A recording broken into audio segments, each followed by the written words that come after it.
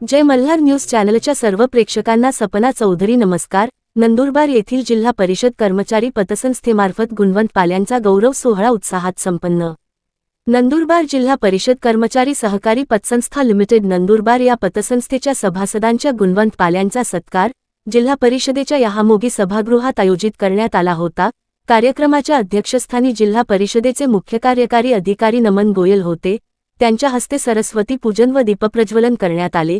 कार्यक्रमाला प्रमुख पाहुणे म्हणून जिल्हा परिषदेचे अतिरिक्त मुख्य कार्यकारी अधिकारी चंद्रकांत पवार, जिल्हा परिषद सामान्य प्रशासन विभागाचे उपमुख्य कार्यकारी अधिकारी गणेश मोरे, ग्रामपंचायत विभागाचे उपमुख्य कार्यकारी अधिकारी उदयकुमार कुसुरकर तसेच बेडगाव जिल्हा गडचिरोली येथील पोलीस उपनिरीक्षक श्रीमती वर्षा रामचंद्र बोरसे हे होते। कार्यक्रमात संस्थेचे चेअरमन गुलाब धनगर यांनी आपले मनोगत व्यक्त केले। यावेळी पतसंस्थेच्या सभासदांच्या पाल्यांनी शिष्यवृत्ती 10वी 12वी परीक्षेत 70% पेक्षा अधिक गुण प्राप्त केलेले आहे। तसेच राज्य पातळीवर क्रीडा स्पर्धेत सहभागी होऊन चमकदार कामगिरी करणाऱ्या विद्यार्थ्यांचा गुणगौरव करण्यात आला। जिल्हा परिषद पतसंस्था सभासदांच्या गुणी पाल्यांचा शैक्षणिक दर्जा वाढविण्यासाठी व त्यांना प्रोत्साहन देण्यासाठी दरवर्षी सभासदांच्या गुणीपाल्यांचा गुणगौरव सोहळा आयोजित करते, तो फारच चांगला उपक्रम आहे, असे उद्गार मुख्य कार्यकारी अधिकारी नमन गोयल यांनी काढले। तसेच विद्यार्थ्यांनी भविष्यात वैद्यकीय, अभियांत्रिकी, क्रीडा, कला या क्षेत्रात यशस्वी होण्याचा प्रयत्न करावा असाही मोलाचा सल्ला दिला। यावेळी कार्यक्रमास प्रमुख पाहुणे म्हणून श्रीमती वर्षा रामचंद्र बोरसे, पोलीस उपनिरीक्षक बेडगाव जिल्हा गडचिरोली यांनी उपस्थित विद्यार्थ्यांना मार्गदर्शन करताना सांगितले की मी नंदुरबार जिल्हा परिषदेत शिपाई पदावर कार्यरत असलेल्या श्रीमती रेखा रामचंद्र बोरसे यांची कन्या असून माझ्या आईने आम्हा भाऊ बहिणींना फार कठीण परिस्थितीत व जिद्दीने शिक्षण दिले आहे। आमच्या शिक्षणासाठी जिल्हा पतसंस्थेचा मोलाचा वाटा आहे। माझ्या शिक्षणासाठी माझ्या या आईने याच पतसंस्थेकडून कर्ज काढून आम्हा बहीण भावंडांना शिकवले आहे। समोर माझी आई बसलेली असून तिच्या डोळ्यात अश्रू येत आहे, पण मम्मी तू रडू नको असे सांगताना उपस्थितांच्याही डोळ्यात पाणी आले। त्यांनी त्यांच्या शिक्षणाविषयी तसेच त्यांच्या पहिल्या वनरक्षक पदापासून ते पोलीस उपनिरीक्षक पदापर्यंतच्या वाटचालीविषयी अनमोल माहिती दिली। उपस्थित प्रमुख पाहुणे चंद्रकांत पवार, अतिरिक्त मुख्य कार्यकारी अधिकारी यांनी आपल्या मनोगतातून श्रीमती वर्षा बोरसे यांच्या भाषणाला दाद दिली। तसेच गुणवंत पाल्यांबाबत गौरवोद्गार काढले। कष्ट केले तरच फळ मिळते, त्यामुळे विद्यार्थ्यांनी मेहनत करावी, ते नक्कीच यशस्वी होतील। तसेच पतसंस्था फारच चांगला उपक्रम राबवून सभासदांच्या गुणवंत पाल्यांना प्रोत्साहन देत असते। आजच्या कार्यक्रमाला प्रमुख पाहुणे म्हणून बोलविले त्याबद्दल पतसंस्थेच्या संचालक मंडळाचे आभार मानले। कार्यक्रमाच्या शेवटी संस्थेचे संचालक शरद पाटील यांनी आभार मानले। या कार्यक्रमाला संस्थेचे चेअरमन गुलाब धनगर, व्हाईस चेअरमन ज्ञानेश्वर बोरसे, संचालक राजीव वसावे, शरद पाटील, तापसिंग पाडवी, किशोर अहिरे, शरद पवार, दौलत कोकणी, अभयसिंग चित्ते, प्रशांत पाटील तसेच शाखा समिती सदस्य उपस्थित होते। सूत्रसंचालन मुकेश कापुरे यांनी केले। तसेच कार्यक्रम यशस्वीतेसाठी संस्थेचे व्यवस्थापक विजय गावित, शाखाधिकारी जयपाल जाधव, रोहनकुमार भागवत व कर्मचारी वर्गाने परिश्रम घेतले। सपना चौधरी, जय मल्हार न्यूज, नंदुरबार।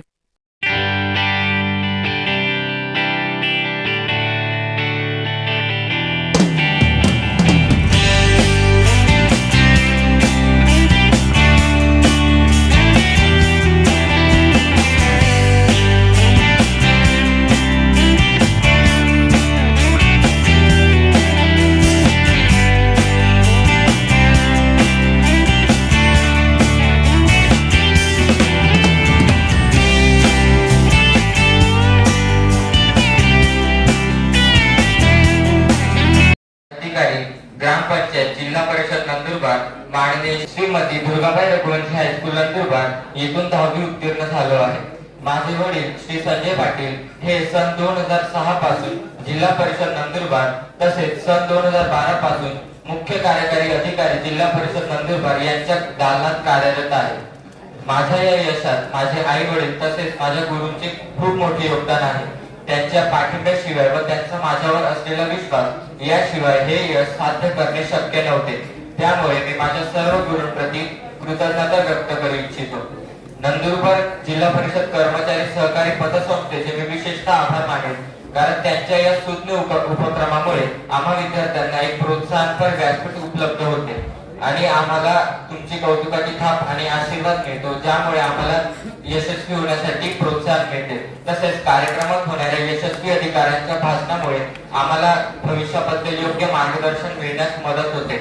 आधी व्यासपीठावरील विराजमान सर्व मान्यवरांचं खूप छान वाटतंय आज इथे येऊन आणि सगळं बघून की माझ्या बरोबरचे जे पण माझे मित्रमैत्रिणी आहेत त्यांनी कशा प्रकारे पूर्ण वर्ष मेहनत घेऊन सगळं मार्क्स वगैरे अचीव केले.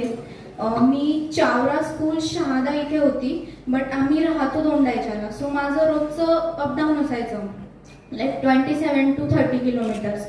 सो वर्षभर मला असं होतं की का करायचं हे, किती कॉम्प्लिकेटेड आहे. म्हणजे रोज सकाळी 5 वाजता उठून बसने वगैरे जाणं, ट्रॅव्हलिंग करत परत येणं,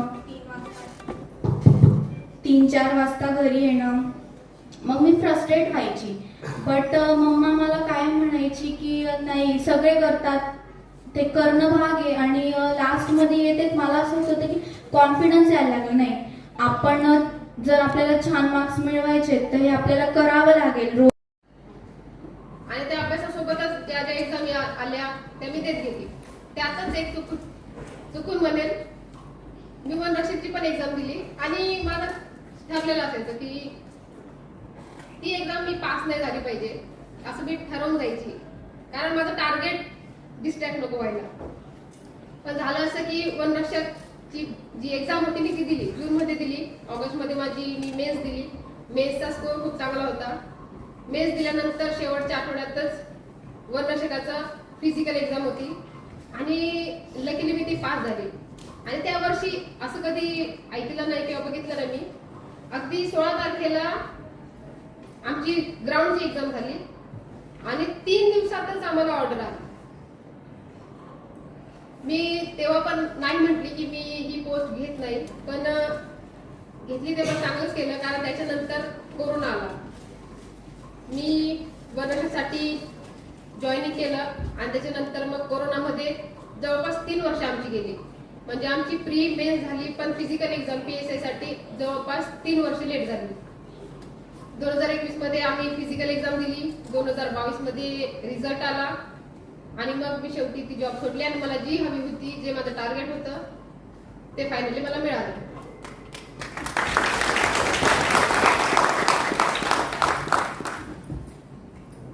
जर तुमचं टार्गेट फिक्स असेल, तुम्ही जिद्दी असाल, तर तुम्हाला ते मिळवण्यापासून कोणीच थांबवू शकत नाही.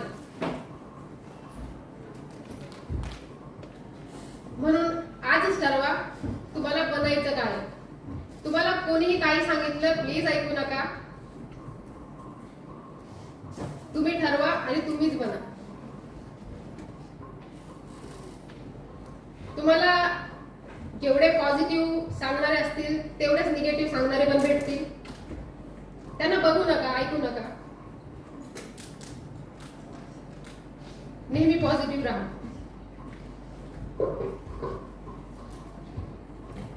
त्यानंतर माझी पहिली पोस्टिंग होती रायगडला.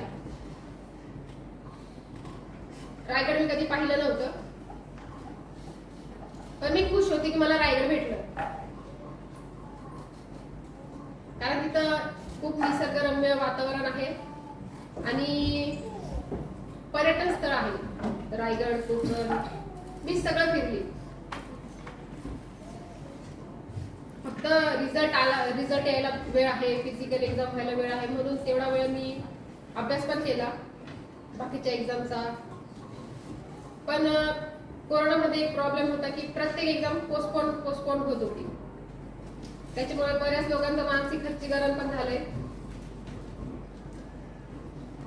आणि त्यानंतर तेवढा टेन्युअर माझा 3 वर्षाचा कम्प्लीट झाल्यानंतर PSI ची ट्रेनिंग झाल्यानंतर हातात ऑर्डर आली आणि ऑर्डर होती गडचिरोलीची. आता गडचिरोली म्हटल्यावरती 90% लोकांना वाटत असेल की आता तिथं जायचं की नाही जायचं, सर्वाइव्ह कसं करायचं. तसं बघायला गेलं तर गडचिरोलीमध्ये आणि नंदुरबारमध्ये खूप फरक नाहीये, नक्षलवादी सोडले तर. खूप सुंदर लोक आहेत, ती नेहमी मदत करतात तुम्हाला. तर 3 वर्ष माझे जवळपास गडचिरोलीत पूर्ण झालेत आणि आता माझी बदलीची ऑर्डर पण आली आहे. पण ते 3 वर्ष माझ्या आयुष्यातले सगळ्यात सुंदर 3 वर्ष होते असं मी नेहमी सांगेन. जेव्हा मी त्या गडचिरोलीतल्या लोकांना बघते तेव्हा असं वाटतं की आपली परिस्थिती एवढी वाईट नव्हतीच.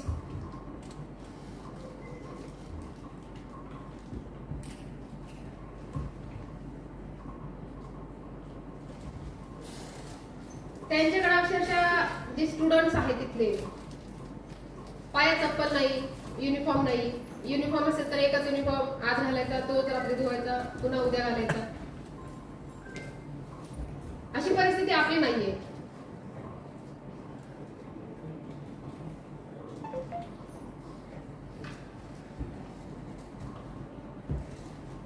मी तिथे पण CTC प्रोग्राम अंतर्गत शाळांमध्ये जाऊन मार्गदर्शन करत असते. महिला दिनानिमित्त मार्गदर्शन करत असते. मार्गदर्शनाशिवाय माणूस खरंच पुढे जाऊ शकत नाही. आणि बरेच लोक तिथले आता ज्या आपले मुख्य प्रवाह आहे त्यात यायला लागले आहेत.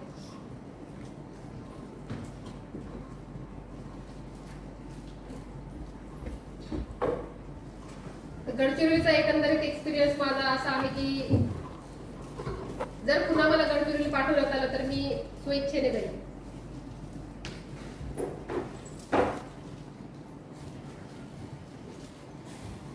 तसं मी वन वे स्पीच कधी करत नाही, कारण मी गावातल्या आमच्या ग्रामभेटी असतील किंवा CWCTCचे जे प्रोग्राम असतील त्यात आम्ही 2 वे कम्युनिकेशन ठेवतो. त्यात विद्यार्थी प्रश्न विचारतात, गाववाल्यांना जर काही समस्या असतील तर ते त्यांच्या समस्या सांगतात. आम्ही त्या संबंधित विभागाशी पत्रव्यवहार करून त्यांच्या समस्या सोडवण्याचा प्रयत्न करत असतो. रस्ते, पाणी, बेसिक गोष्टी. तर इथं बसलेल्या विद्यार्थ्यांपैकी कुणाला काही प्रश्न विचारायचे असतील तर विचारू शकता. तुमच्या मनात काही शंका असेल तर तुम्ही ते विचारू शकता.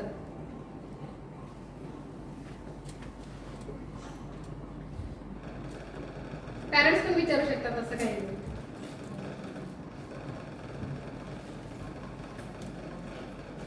समजते. आणि त्या उपस्थित सर्व पालक, त्यांचे पाल्य आणि ज्यांचे मार्क्स कमी आले असतील अशांनी पण काही वाईट वाटून घ्यायचं नाही. मी तुम्हाला माझे मार्क्स सांगितले. तुमची जिद्द असेल तर तुम्ही पोहोचणार तिथपर्यंत.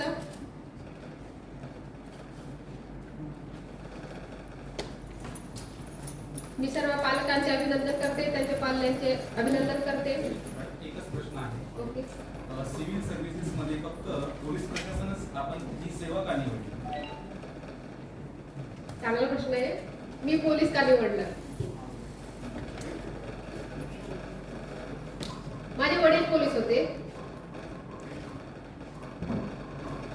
आणि मी लहानपणापासून त्या युनिफॉर्म साठी प्रयत्न करायचे. पण जसं जसं मी मोठी झाली ना, आता तुम्ही पाहिली असेल मी जास्त पोलिसिंग सारखी दिसत नाही. हाईट नाहीये जास्त, तेवढी हेल्थ नाहीये. तर ही गोष्ट मला प्रत्येक जण सांगायचं की तू पोलीस नाही होऊ शकत वगैरे वगैरे. पण मला तो चांगला ऑप्शन वाटला, कारण तिथं असं आहे प्रत्येक दिवशी, प्रत्येक वेळी, प्रत्येक केसी वेगळी असते. आणि तो वेगळी गोष्ट मला शिकण्याची आवड होती. मला ते एकच एक काम नको होतं. मी 3 वर्ष फॉरेस्ट गार्ड म्हणून, ऑफिस गार्ड म्हणून काम केलंय. प्रत्येक महिन्याला सेम डेटा द्यायचा. ते क्लर्क वगैरे त्याचं मी बघायची, हा अहवाल द्या, मासिक अहवाल द्या, पंधरवाडा अहवाल द्या. तर ते मला काम ते पटत नव्हतं की हे ऑफिस मध्ये बसून काम नको, आपल्याला फील्डवर पाहिजे. म्हणून मी पोलीस प्रशासन निवडलं. आणि खरंच मला आवडतं ते काम. म्हणजे बरेच लोक मला म्हणतात की पोलिसाची नोकरी धावपळीची आहे, चांगली नाहीये. पण नाही, ती धावपळ जी आपण करतो ना ती खूप बेस्ट आहे. म्हणजे आता एक छोटीशी केस सांगते तुम्हाला. मी जेव्हा नवीन तिथं गडचिरोलीला हजर झाली, पहिल्याच वर्षी तिथं पोक्सोचे गुन्हे होते, म्हणजे 18 वर्षापेक्षा लहान मुलींवर लैंगिक अत्याचाराचे गुन्हे खूपच प्रमाणात होते. 1 वर्ष कंटिन्यू मी ते गुन्हे दाखल करायची, तपास करायची, आरोपी घ्यायचा, त्याला कारवाई पूर्ण करायची. पण ती जनजागृती असते ना की ही गोष्ट गुन्हा आहे, ती आम्ही प्रत्येक शाळेत जाऊन समजावून सांगितली. प्रत्येक विद्यार्थिनीला, प्रत्येक विद्यार्थ्याला, जर त्यांना जर शिक्षकांकडून काही त्रास असेल, प्रत्येक गोष्ट समजावून सांगितल्यानंतर तिथं जवळपास जर एका वर्षी 10 गुन्हे दाखल झाले, तिथं दुसऱ्या वर्षी जनजागृती केल्यानंतर हार्डली 1 किंवा 2 गुन्हे दाखल व्हायला लागले. म्हणजे जे काम आपण करू शकतो ना ते कदाचित जे कागदावर आपण काम करतोच, पण जे प्रॅक्टिकली ग्राउंड लेवलवर काम करायची संधी मिळते ना ती सगळ्यात जास्त आमच्या डिपार्टमेंटला मिळते असं मी समजते.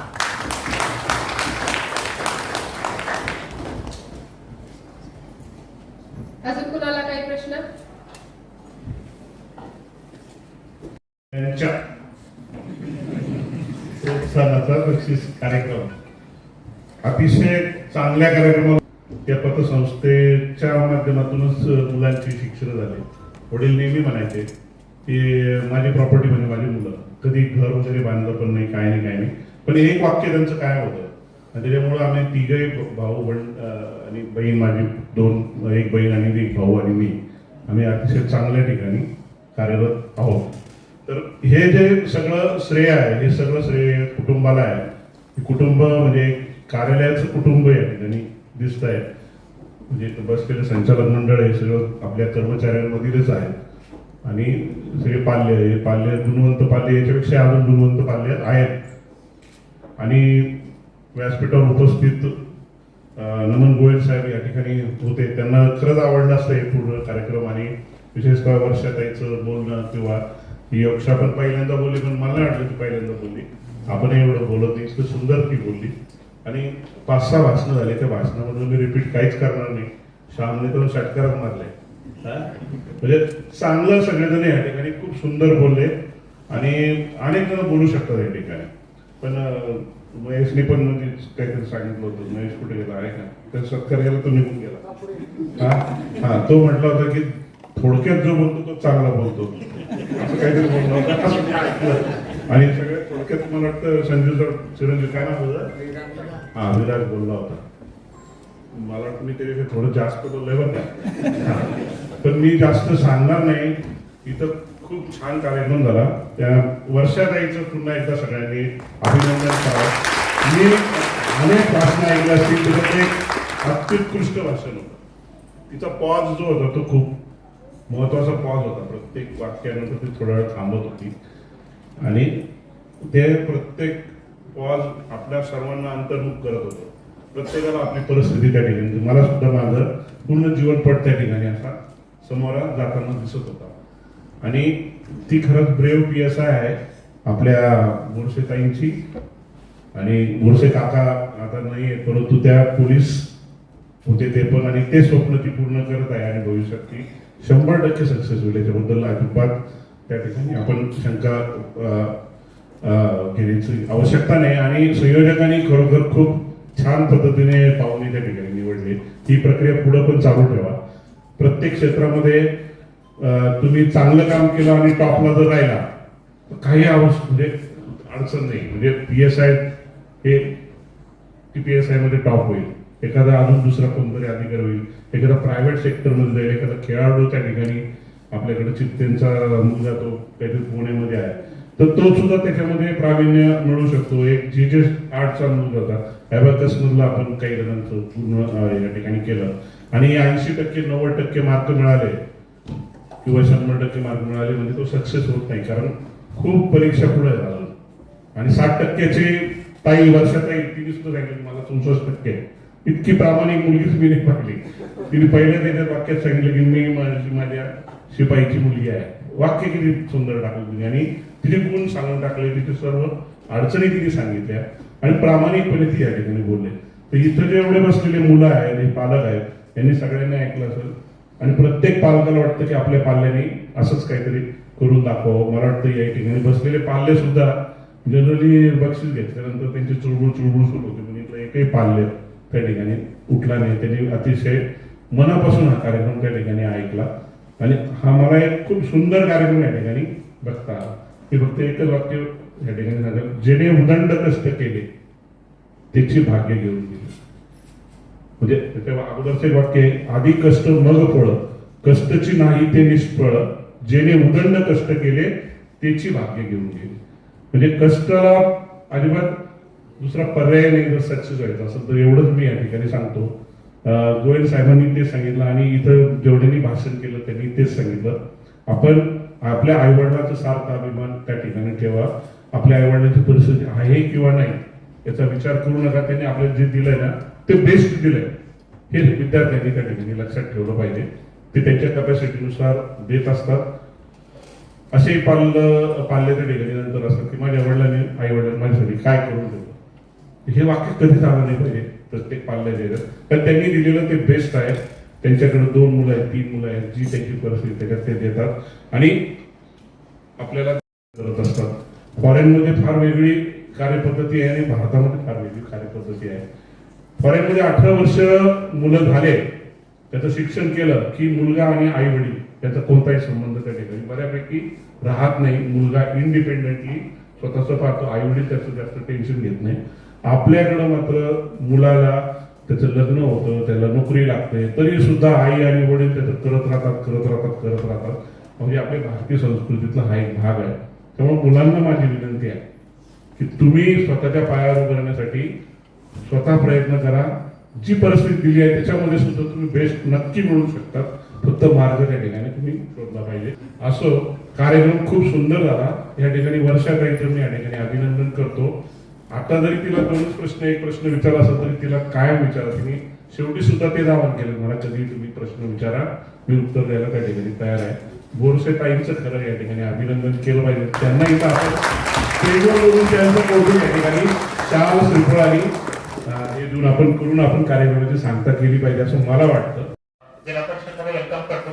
आज रोजी जसं सांगण्यात आला की आपण पतसंस्थेमार्फत आपण कर्ज वाटप करतोय आणि एक सहकारी संस्था म्हणून आपली जबाबदारी असते की आपल्या सर्व सदस्यांचा आपण लाभ कसा करू आणि चांगलं म्हणजे रेट मध्ये कसा आपण त्यांना लाभ देऊ शकतो, क्रेडिट देऊ शकतो, कर्ज देऊ शकतो याचा तर आपला आहे. पण त्याशिवाय जे बक्षीस वितरणचा कार्यक्रम आपण आज मुलांसाठी केलेला आहे, तर मला माझं 10वी 12वी आणि त्याच्यानंतरचा कॉलेजचं सुद्धा आठवण आली की अशाच प्रमाणे आमची सुद्धा बक्षीस वितरण होत होती आणि तेव्हा आम्हाला अशा कार्यक्रमामध्ये जाऊन मी खूप मोटिवेशन मिळायचं की आम्हाला सुद्धा काहीतरी मोठं व्हायचं आहे, कुठेतरी पुढे जायचं आहे आणि अशीच कधीतरी आम्ही पुढे जाऊन स्टेजमध्ये बसणार आहोत. तर इथे उपस्थित असलेले सर्व मुलांना, सर्व मुलींना, पालकांना मी हेच आवाहन करेन की जसं आज रोजी तुम्ही उपस्थित आहात आणि एक बक्षीस वितरण म्हणून बक्षीस घेत आहात, तर सर्वांना मी खूप खूप शुभेच्छा देतो की तुम्ही पुढे जाऊन खूप चांगलं काम करा. कोणत्याही फील्डमध्ये तुम्ही जिथे जा, डॉक्टर असो, इंजिनियर असो, आपले पब्लिक सर्व्हिस असो किंवा कुठेही जिथे आपण चांगलं काम करणार आहोत तिथे खूप पुढे तुम्ही जाल आणि पुढे जाऊन आपल्या देशाचा, आपल्या राज्याचा, नंदुरबार जिल्ह्याचा, आपल्या तालुक्याचा आणि कुटुंबाचं खूप खूप नाम पुढे करा, नाम रोशन करा. तर आज रोजी उपस्थित असलेले सर्व पतसंस्थेचे मेंबर मी खूप खूप धन्यवाद करतो, आभार मानतो की त्यांनी मला या कार्यक्रमासाठी बोलवला आणि आपल्याशी संवाद साधण्याचे एक माध्यम मला दिला आणि खूप छान वाटलं मला. छोटे मुलांना बघून त्यांचा खूप परिश्रम असतो, त्यांनी खूप चांगला अभ्यास केलेला आहे 10वीचा 12वीचा किंवा कॉम्पिटेटिव्ह एक्झामचा. पुढे सुद्धा जाऊन ते तसंच करणार आहेत. पालकांची जबाबदारी याच्यात सर्वात जास्त आहे. म्हणजे माझे पालक, माझे शिक्षकांनीच मला आज रोजी घडवलेलं आहे. तर त्याचा एक खूप मोठा याच्यात कॉन्ट्रीब्युशन असतो आणि त्याच कॉन्ट्रीब्युशनमुळे आपले मुलं खूप पुढे जातात. तसेच या सहकारी संस्थांनी जे काही काम या वर्षात करायचे त्याच्यासाठी सुद्धा खूप खूप शुभेच्छा. कोणत्याही प्रकारचं सहकार्याबद्दल जिल्हा परिषद आणि आमची पूर्ण टीम आपल्यासोबत राहणार आहेत. कोणत्याही प्रकारचं काही सहकार्य लागलं असेल तर कधीही आपण आमच्याकडे येऊन सादर करू शकता. आणि सर्वांचं ऍक्टिव्ह पार्टिसिपेशन याच्यामध्ये आहे ते बघून आम्हाला खूप छान वाटते. खूप चांगला अनुभव होत असतो. तर मी सर्वांना खूप शुभेच्छा देतो आणि एक विरोध करतो की मला आता जावं लागेल, पण हा कार्यक्रम असंच पुढे चालू राहील असं मी एक सूचना देतो आणि माझे 2 शब्द सांगतो. आदरणीय नमन गोयल सर, त्याचसोबत आदरणीय चंद्रकांत पवारजी सर, त्याचसोबत आदरणीय उंगले सर, आदरणीय मोरे सर. पवार सर म्हटले की आधी म्हणायची मला एक मीटिंग आहे, मी साधारणतः 1 तास बसेल आणि नंतर जाईल. पण आपण ज्यावेळेस